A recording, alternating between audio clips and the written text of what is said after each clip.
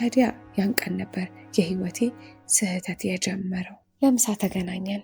ዮናታን፣ ሰላምዬና የማላቃቸው 3 የእሱ ጓደኞች አብረውት ነበሩ። ተገናኘን፣ ምሳ በላን። ሰዓቱ እየሄደ ሲመጣ ሰላምዬ እኔ በቃ ወደ ግቢ ልመለስ፣ አንቺ ከዮናታን ጋር ቆይ አልኳት።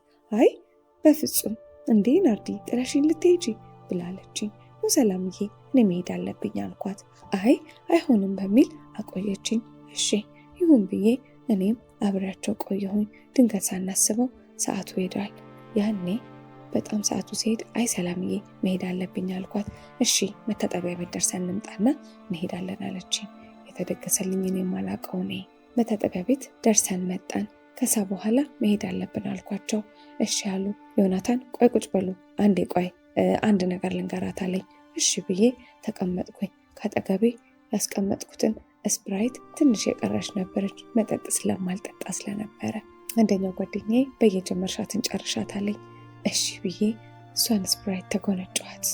ለካ የተጎነጨሁትኝ የዘላለም ጸጸቴንና የዘላለም ሞቴን ነበር።